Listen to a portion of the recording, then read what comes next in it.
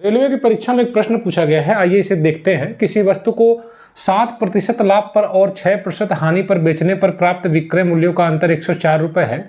अब आपको वस्तु का क्रय मूल्य ज्ञात करना है। आप कोई भी वस्तु अगर बाजार में खरीदने जाते हैं तो उसका जो मूल्य होता है उस पर आप उसको खरीदते हैं, यानी कि आप किसी भी वस्तु को 100% पर खरीदते हैं, है ना, 100% पर खरीदते हैं।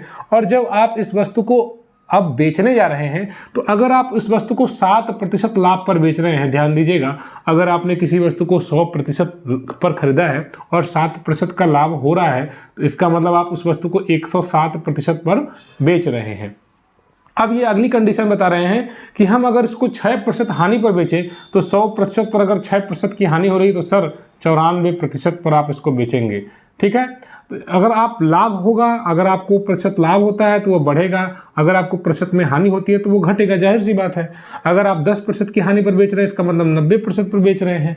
अगर आप 20% की हानि पर बेच रहे हैं इसका मतलब वस्तु को आप 80% पर बेच रहे हैं उसके मूल्य के। तो ये कह रहे हैं कि हम वस्तु को 7% लाभ पर या फिर 6% हानि पर जब बेचते हैं तो जो विक्रय मूल्य हो रहा है इन दोनों का अंतर 104 है। ये जो इन दोनों का अंतर है वह 104 है, ध्यान दीजिएगा।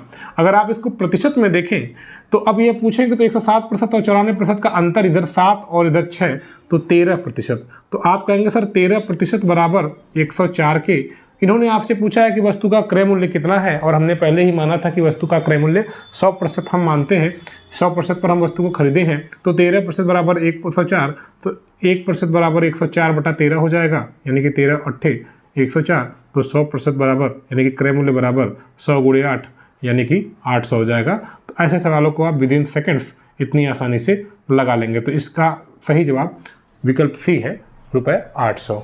ऐसे ही वीडियो देखने के लिए अगर आप रेलवे की तैयारी कर रहे हैं तो इस चैनल को सब्सक्राइब करें, वीडियो को शेयर करें। धन्यवाद।